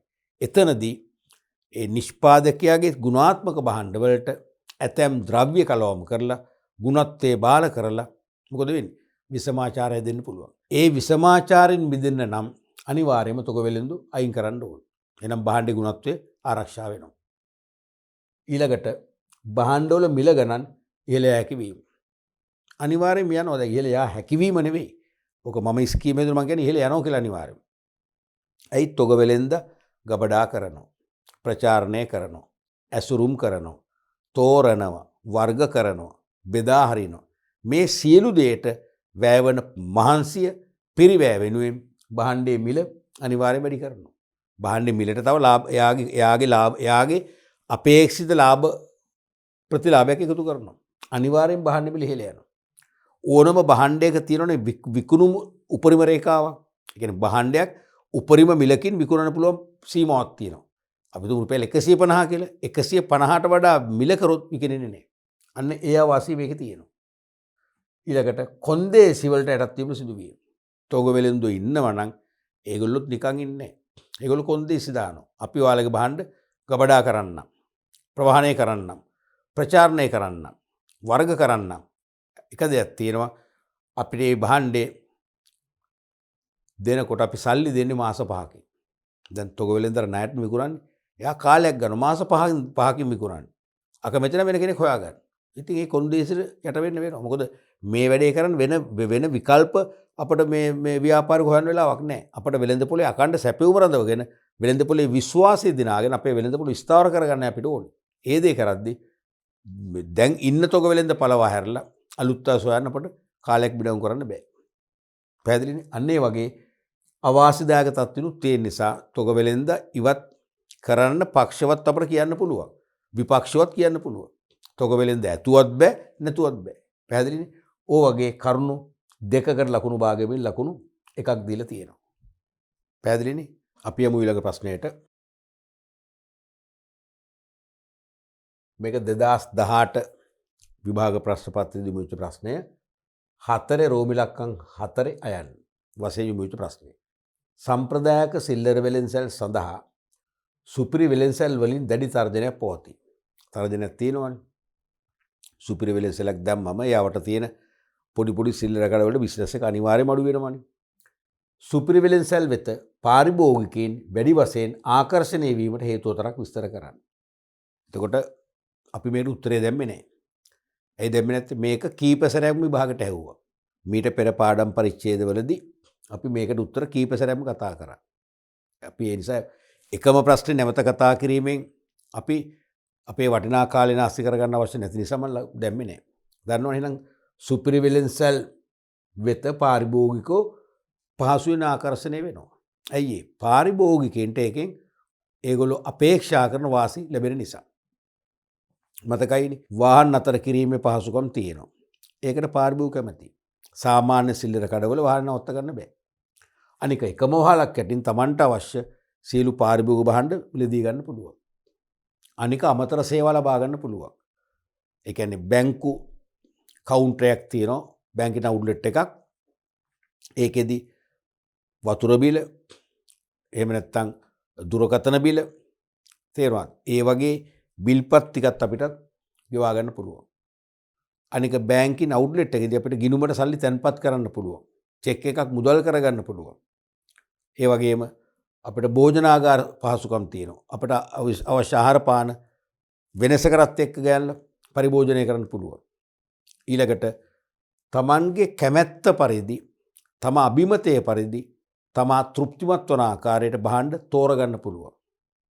අනිත් එක තමයි හරපත් ණයපත් වැනි විද්‍යුත් මුදල් මගින් ගෙවීම් පියවන්න පුළුවන්. ඔන්න ඔයගේ වාසි රසක් තියෙන නිසා තමයි මේව ජනප්‍රිය වෙන්න හේතුව. ඒක දැන් දන්නවනේ කරුණු 4ක් දක්වාම ලියන්න ඕනේ. මේකෙත් 4ක් අහනවනේ. හරිද? දැන් මේකේ ප්‍රශ්නයක කොටසක් නිසා රෝමි ඉලක්කම් 4 කොටසක් නිසා තමයි ලකුණු 2ක්. නැත්නම් මේක අපි දුමු අයන්න නැතුව 4 රෝමි ඉලක්කම් 4 කියලා ඇහුවා කියලා. එහෙමනම් අනිවාර්යයෙන්ම සෑම කරුණකටම ලකුණු එක ගානේ ලැබෙනවමයි. ලකුණු 4ක් ලැබෙනවාමයි. දැන් ඔබට තේරෙනවද මම මේ තියරි පාර්ට් එක කරද්දි සුපර් මාකට් ගැන උගන්වද්දි මම කිව්වා මේක මේ සිල්ලර වෙළඳ ඒකකයේ තුල තියෙන විභාගෙට නිතර බර තබන මාතෘකාවක් කියලා. දැන් ඒක උප්පුවෙන්න දැන් අපි පාඩම් පරිච්ඡේද කීයක් කරාද? ඒ හැම එකේම වගේ මේ සුපිරි වෙළෙන්සැල් වලට පාරිභෝගිකෝ වැඩිපුර ආකර්ෂණය වෙන්නේ ඇයි? සුපිරි වෙළෙන්සැල් පාරිභෝගිකයන් අතර ජනප්‍රියයි. මොකද මේ කියන්නේ? ඒ මොන කෝණයෙන් ඇහුවත් මේ අහන්නේ එකම දේ. මොකද සුපිරි වෙළෙන්සැල් වලින් පාරිභෝගික ලබන වාසි. ඔක ජනප්‍රිය ප්‍රශ්නයක් කියලා දැන් අවබෝධ වෙන්න ඕනේ. රයිට්. අපි යමු ඊළඟ ප්‍රශ්නයට. මේ 2019 පැරණි නිර්දේශයට යහපු විභාග ප්‍රශ්නය. 4 වෙනි ප්‍රශ්නේ රෝමි ඉලක්කම් 3 ආ. අයන්න වෙළඳාමට සම්බන්ධ ප්‍රශ්නයක් නෙවෙයි අපේ නිසා අත්තරියා. 4 වෙනි ප්‍රශ්නේ රෝමි ඉලක්කම් 3 ආ කොටසෙන් අහපු ප්‍රශ්නය. දේශීය වෙළඳාමේ ප්‍රධාන ප්‍රභේද දෙක දක්වා. මේකේ ප්‍රශ්න දෙකක් තියෙනවානේ මේකක්. මේ පළවෙනි ප්‍රශ්නේ. දේශීය වෙළඳාමේ ප්‍රධාන ප්‍රභේද දෙක දක්වා. ඒවා අතර ඇති වෙනස්කම් කෙටියෙන් විස්තර කරන්න. එහෙනම් වෙනස්කම් කියන්නේ දෙවෙනි ප්‍රශ්නය. එහෙනම් පළවෙනි එක තමයි මේ තියෙන්නේ. මේක වඩා හොඳයි. මේකේ අංක දාන්න නැතුව තරු ලකුණක් දානවා වඩා හොඳයි. දැන් මේක මාකින් ස්කීම් එක අංක දාපු නිසා අපි මේ විදිහටම ගත්තා. මොකද මේක අංක දාන්න ප්‍රශ්න දෙකක් අංක කරලා නෑනේ. හොඳම දේ තරු ලකුණකට යන්න ඕගොල්ලෝ. කිසි ප්‍රශ්නයක් නෑ. හරිනේ. එතකොට පළවෙනි තරු ලකුණ තමයි මොකද්ද? සිල්ලර වෙළඳාම සහ තොග වෙළඳාම. දේශීය වෙළඳාම ප්‍රභේද දෙකයි. සිල්ලර තොග. එහෙනම් ඒ දෙකට ලකුණු භාගයේ බැගින් ලකුණු එකක් ලබා දීලා තියෙනවා. ඊළඟට දෙවෙනි කොටස තමයි ඒවා අතර ඇති වෙනස්කම්. එහෙනම් අපි ඒකත් දෙවෙනි තරු ලකුණක් දාලා මේ වගේනේ හයිලයිට් කරලා පෙන්නනොත් වඩා හොඳයි. වෙනස්කම් කියලා ලියලා මුල් පැත්තට සිල්ලර වෙළඳාම අනිත් පැත්තට තොග වෙළඳාම. මේක මේ දෙක මාරු වෙන කමක් නැහැ. මේක නීතියක් නැහැ. තේරුණාද? මේ පැත්තට තොග එන්න පුළුවන් ප්‍රශ්නයක් නැහැ. නමුත් වඩා ලේසි මෙහෙම ගන්න එක. දැන් මේකේ වෙනස්කම් කීයක් ලියනවද? දැන් මේ ප්‍රශ්නේ ආ කොටසක්නේ ලකුණු දෙකයිනේ. මේ මුළු කොටසම ලකුණු දෙකයි. ඒකෙන් එකක් ගියානේ මේ මේ ක්‍රම දෙක නම් කිරීමට එහෙනම් වෙනස්කම් වල ලැබෙන්නේ ලකුණු එකයි. ලකුණු එකක් නම් කවදාකවත් හතරක් අපේක්ෂා කරන්නේ නැහැ. උපරිමහාන වෙනස්කම් දෙකයි. ලකුණු භාගය බැගින්. බලන්න දීලා තියෙන හැම ඔව්. මේ තියෙන කරුණු දෙකට ලකුණු භාගය බැගින් ලකුණු එකයි. ඒ නිසා වෙනස්කම් දෙකක් ලියුම ඇති. පළවෙනි එක තමයි අවසාන පරිභෝජනය සඳහා භාණ්ඩ විකිණීම සිදු කරයි. පළවෙනි වෙනස්කම තමයි අවසාන පරිභෝජනය සඳහා තමයි භාණ්ඩ විකුණන්නේ. සිල් වෙළඳාම. නමුත් තොග වෙළඳාමේදී නැවත විකිණීම සඳහා භාණ්ඩ විකිණීම සිදු කරනවා. නැවත විකිණීම සඳහා තමයි භාණ්ඩ අලෙවි කරන්නේ. ඒක අපි දන්නේ කියන ප්‍රධානම වෙනස. දෙවැනි එක සාපේක්ෂව මිල වැඩි. සිල්ලර වෙළඳාමේදී සිල්ලර මිල වැඩිනේ. තොග මිල සාපේක්ෂව අඩුයි. ඒකත් අපි හොඳටම දන්න කරුණක්. දැන් ඉතින් අපි ලකුණු එක අරන් ඉවරයි. ඔය දෙක ලියුවනම්. තුන්වෙනි එක හෝමාරු වන භාණ්ඩ තොග ප්‍රමාණය අඩුයි. සිල්ලර වෙළඳාමේදී හෝමාරු වන භාණ්ඩ තොග ප්‍රමාණය. කියන්නේ කුඩා තොග වශයෙන් තමයි අලෙවි වෙන්නේ. අරක එහෙම නෙවෙයි හෝමාරු වන භාණ්ඩ තොග ප්‍රමාණය වැඩි. ඒ කියන්නේ විශාල තොග වශයෙන් අලෙවි කරනවා කියන එක මේ කියන්නේ. මේ කියන්නේ කුඩා තොග කියන අර්ථ මේක පැහැදිලිව නෑ දාපු විදිහේ කන්ට්‍රෝල් ඉන් චීෆ්. කුඩා තොග වශයෙන් අලෙවි කරුවොත් කුඩා තොග වශයෙන් අලෙවි කරේ කරොම් වඩා පැහැදිලි. කුඩා තොග. මේකේ භාණ්ඩ තොග ප්‍රමාණය කියන්නේ මොකද්ද? විශාල තොග වශයෙන්. විශාල තොග. හතරවෙනි වෙනස්කම තමයි තරඟකාරීත්වය වැඩි. මොකද සිල්ලර වෙලෙන්දු රාශියක් ඉන්නවා. ළඟ ඉන්නවනේ. දැන් සමහර අපි කියන්නේ බසාර එක කියලා කියන්නේ වෙළඳ වීදිය. ඒ කියන්නේ එකම භාණ්ඩ අලෙවි කරන වෙළෙන්සල් එක ළඟ කීපයක් තියෙනවා. ඒක තමයි බසාර එකක් කියන්නේ. එකම භාණ්ඩ අලෙවි කරන සිල්ලර වෙළෙන්සල් තැන් වල තිබුණොත් ඒක බසාර එකක් වෙන්නේ නැහැ. එකට බද්ධ වෙච්ච අපි කියන්නේ කඩපේලිය කියලා මුළු කඩපේලියම තියෙන්නේ බයිසිකල් උපකරණ බයිසිකල් බසාර. මුළු කඩපේලියම තියෙන්නේ මොනවද? සහල් නම් අන්න සහල් බසාර. එහෙමනේ නම් හදන්නේ. තේරෙනවද? ඒ වගේ තරඟකාරීත්වය වැඩි. පිරිස වැඩි නිසා මේකේ සාපේක්ෂව අඩුයි. මොකද තොග වෙළඳ දෙම විශාල ප්‍රමාණයක් නැහැ. කීප දෙනා ඉන්නේ. ඊළඟට සීමිත ප්‍රදේශයක ව්‍යාප්ත වෙනවා සිල්ලර වෙළඳාම. ඒ කියන්නේ මොකද්ද? මෙයාලගේ වෙළඳ පොළ. මේ අදහස් කරන්නේ වෙළඳ පොළ ගැනයි. වෙළඳ පොළ.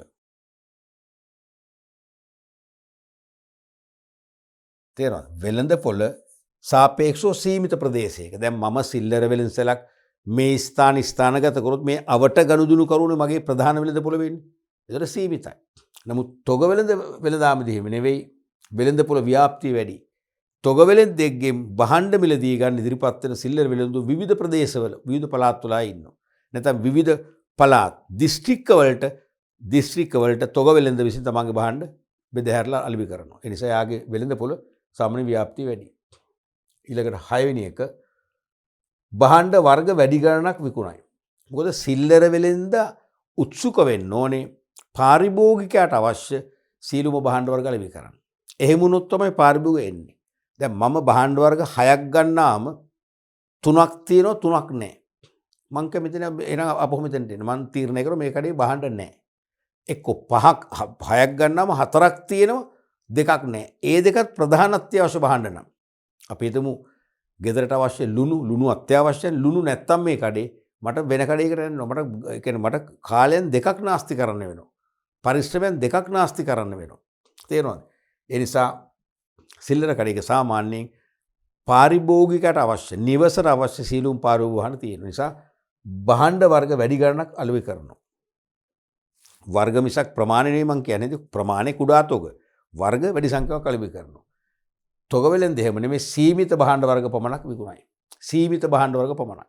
භාණ්ඩ වර්ග 2ක් 3ක් 5ක් ඒ වගේ මිසක් පාරිභෝගිකයට අත්‍යවශ්‍ය හැම දෙයක්ම එයාට විකුණන්න බෙදාහරින්න කියලා නීතියක් නැහැ. ඊළඟ එක තමයි සාපේක්ෂව ආයෝජිත ප්‍රාග්ධනයේ කුඩායි අඩුයි. සුළු ප්‍රාග්ධනයකින් බිස්නස් එක කරන් යන්න පුළුවන්. මේකට සාපේක්ෂව ප්‍රාග්ධනයේ වැඩියෙන් ආයෝජනය කරන්න ඕනේ. පැහැදිලිනේ? ඔන්න වගේ කරුණු දෙකකට ලකුණු එකක් ලබා දීලා තියෙනවා. right. අපි බලමු ඊළඟ ප්‍රශ්නයත්. 2019 පැරණි නිර්දේශයෙන් විමුක්ත ප්‍රශ්නය 4 වෙනි ප්‍රශ්නය රෝම ඉලක්කම් 4 තනි ප්‍රශ්නයක් අහලා තියෙන්නේ. ශ්‍රී ලංකාව තුළ වර්තමානයේදී ස්වයං සේවා වෙළඳාම ජනප්‍රිය වෙමින් පවතී. ශ්‍රී ලංකාව තුළ වර්තමානයේදී ස්වයං සේවා වෙළඳාම ජනප්‍රිය වෙමින් පවතී.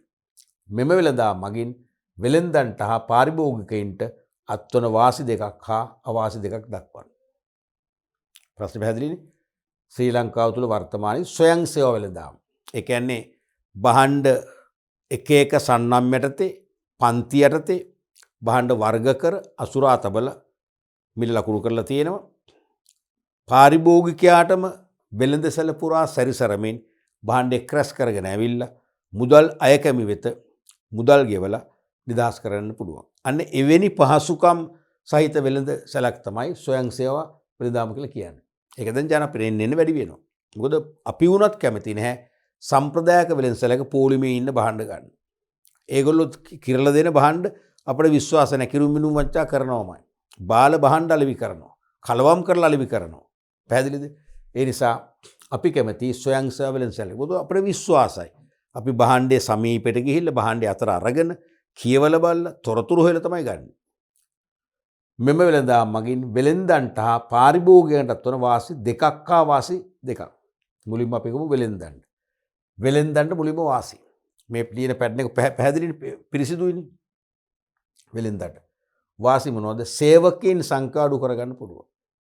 සේවකව ගොඩක් අවශ්‍ය නැහැනේ.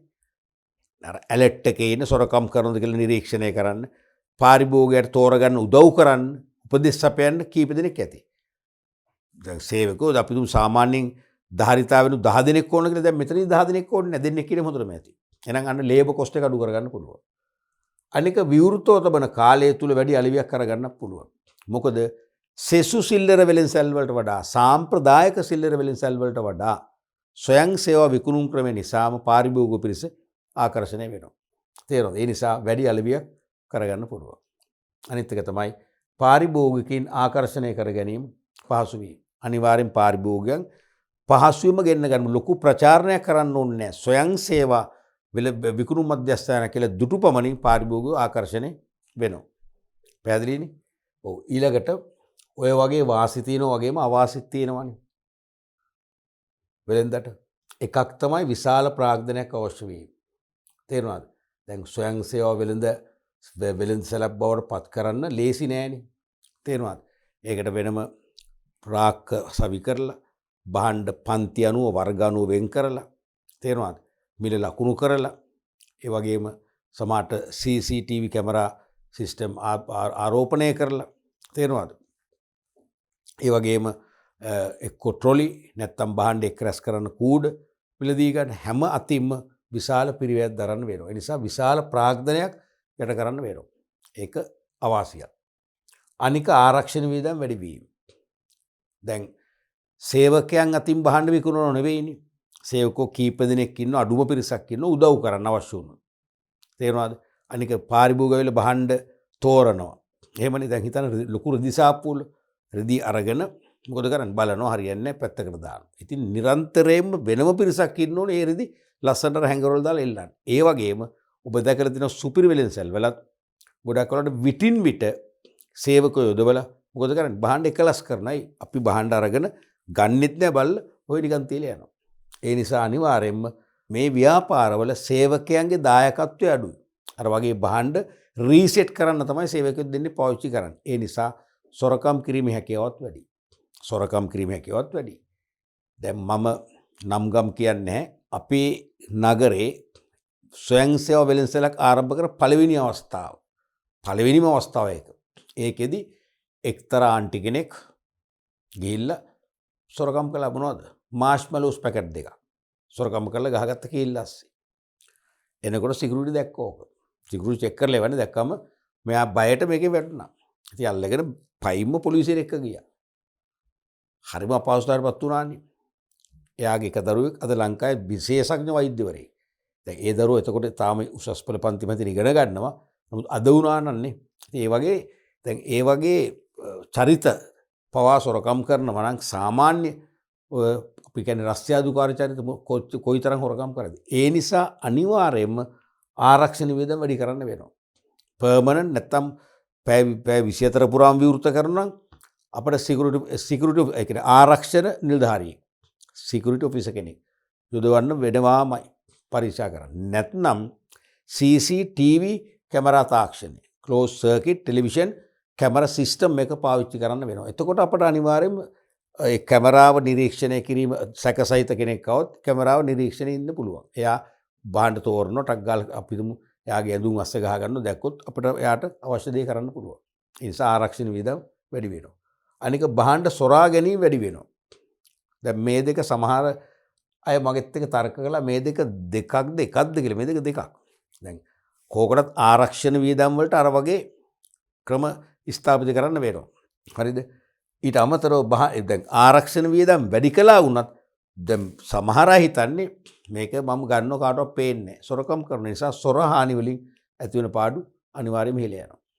ඔය වගේ වෙලෙන්දට වාසිත් තියෙනවා අවාසිත් තියෙනවා. ඔය වගේම මේකේ පාරිභෝගිකයාටත් වාසිය අවාසි තියෙනවා. අර වගේ පිළිවෙලට ලියන්න පිරිසිදු මේ වගේ පාරිභෝගික කියලා ලියලා වාසි කියලා.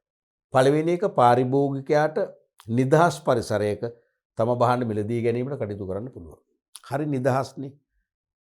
දැන් අපි සාමාන්‍ය අපේ ඔය ගෘහයන් සමීපයේ තියෙන සිල්ලර කඩට ගියාම අපි කෑ ගහන්න එපා මට ඉන්න බෑ මට ඉක්මනට බඩු දෙන්න නම කියලා කතා කරන්න ඕනේ. සමහරට භාණ්ඩ කිරණ කිරුම් මිනුම් සේවකයෝ තමන්ට පක්ෂපාතීයරි මුලින් කිරණ ඔහොම ප්‍රශ්න ගොඩක් තියෙනවානේ. හරි සංකීර්ණයි. අපිට එතරම් ස්ට්‍රෙස් එකක් පීඩනයක් එනවා. මෙතන එහෙම නෙවෙයි. පාරිභෝගික නිදහස් පරිසරයක්. මම වෙලෙන්සලට ඇතුළු වුණා.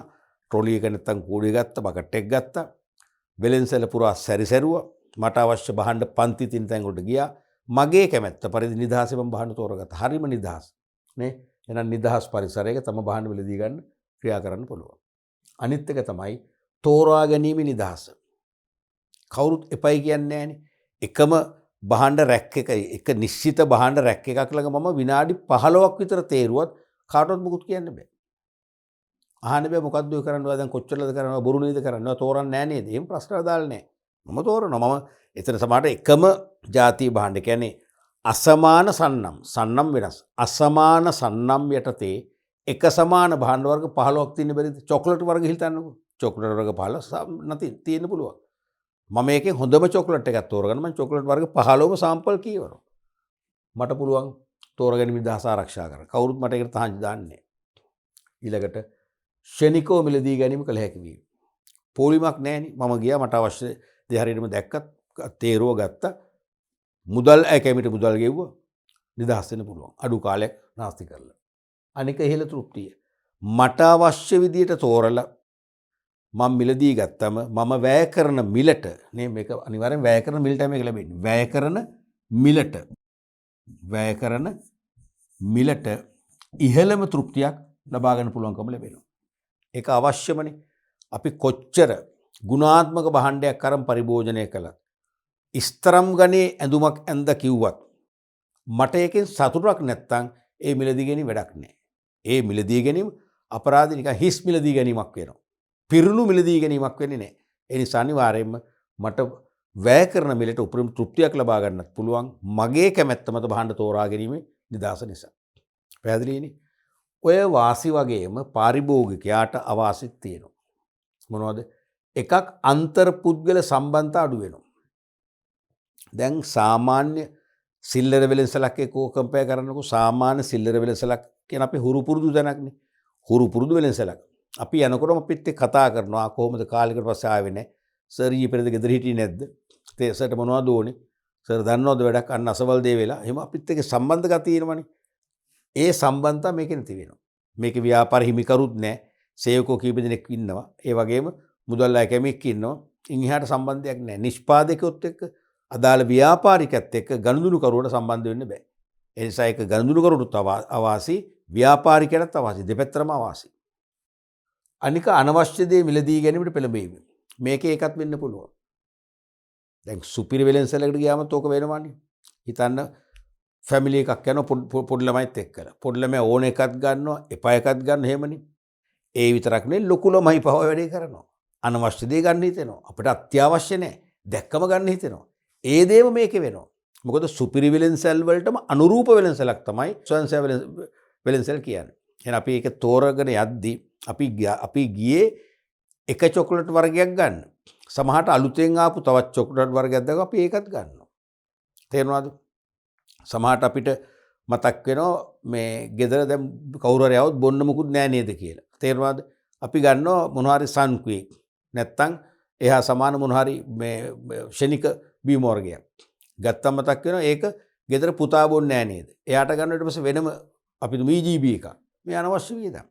මෙන්න මේ වගේ අනවශ්‍ය දේ මිලදී ගැනීමෙන් පාඩුවක් වෙන්නත් පුළුවන්. ඊළඟට නිවෙස් කරා බෙදහැරීමක් නෑ මේ. අනිවාර්යයෙන් අපි නිවෙස් වෙත සුපිරි වෙළෙන්සල් පවා ගෙනත් දෙනවා. ස්වයං සේවා වෙළෙන්සල් එහෙම බෙදහැරෙන ජාලයක් දාමයක් හදලා නැහැ. ඒකත් අවාසියක්. අපිම ප්‍රවාහන පහසුකම් සපයා ගන්නට ඕනේ. ඊළඟට වැඩි කාලයක් වැය වෙනවා. එහෙම දෙයක්ුත් වෙනවා. දැන් අපි හිත හදාගෙන ගියොත් මම ගන්නෙ මෙන්න මේ භාණ්ඩ පහ විතරයි. ඒ පහට ළඟට ගියා ආවොත් වැඩේ හරි. නමුත් අපි ඒ වෙළෙන්සල්ට ගිහිල්ලා අපි තීරණය කරනවා මොනවද අපට අවශ්‍ය කියලා. එතකොට අනවශ්‍ය කාලයක් අපට ගත කරන්න වෙනවා. තේරුණාද? ওই වගේ වාසි වගේම අවාසිත් තියෙන. ඒවටත් අවාසි දෙකකට ලකුණු භාගයකින් ලකුණු එකක් ලැබිලා තියෙනවා. අපි බලමු ඊළඟට 2020 දී කාලයකට පස්සේ 2020 දී දේශීය වෙළඳාමෙන් ප්‍රශ්න යමුන්නේ නැහැ. කාලයකට පස්සේ මේක ඇතුළේ. තේරෙනවද? කාලයකට පස්සේ වෙන්නේ සාමාන්‍යයෙන් දේශීය වෙළඳාමෙන් ව්‍යුහගත ප්‍රශ්නයක් එනවාමයි. හැබැයි වාස්තවික ප්‍රශ්න තියෙනවා. අපි ඊළඟ අදිරිදී කතා කරනවා. දැන් අලුත්ම විභාගය මොකද්ද? ගිය මාසේ පැවැත්වු 2021 කියන්නේ 2021 වෙනුවෙන් 2022 මේ අවුරුද්දේ පෙබරවාරි මාසේ පැවැත්වු විභාගය. ඒකේදී ඇහුව මෙන්න මෙහෙම ප්‍රශ්නයක්. 4 වෙනි ප්‍රශ්නේ රෝම ඉලක්කම් 3 අයන්න. 4 රෝම ඉලක්කම් 3 අයන්න. සිල්ලර වෙළඳාමට නව තාක්ෂණයේ භාවිතා කළ හැකි ආකාර දෙකක් දක්වා ඒ සදා උදාහරණය බැගින් සපයන්න.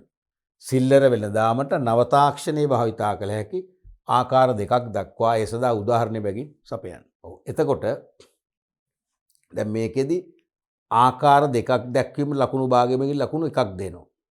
නිදසුන් එකකට ලකුණු භාගයකින් ලකුණු එකක් දෙනවා. ලකුණු දෙකයි. එතකොට මේකේ පිළිතුරු තාම අපිට මේ ගුණ කරන අපහසු මේකට. මොකද ඊළඟ වාරේ වෙනකොට පිළිතුරුපත් සමීක්ෂණ අවසන් වෙලා තියෙන්න පුළුවන්. එතෙක් අපිට පුළුවන් මේකට උත්තරයක් හදන්න. බැරි වෙන්නේ නැහැනේ. අපිට උත්තරයක් දෙන්න පුළුවන්.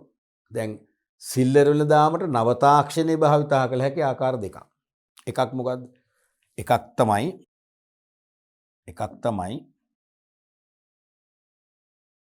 අපි හිතමු කිරුම් මිනුම් සඳහා.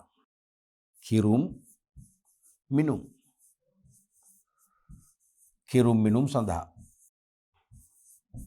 මොකද්ද? ඩිජිටල් ස්කේල් එකනේ. නැත්නම් ඩිජිටල් තරාදිය. අන්න නව තාක්ෂණය. ඩිජිටල් තරාදි භාවිතය. හරිනේ. තව එකක් තමයි වෙළෙන්සැලේ අර හොරකම් නිරීක්ෂණය කරන්නේ.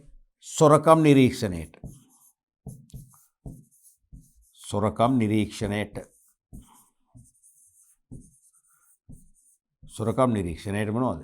CCTV නේ. CCTV තාක්ෂණය පාවිච්චි කරන්න පුළුවන්.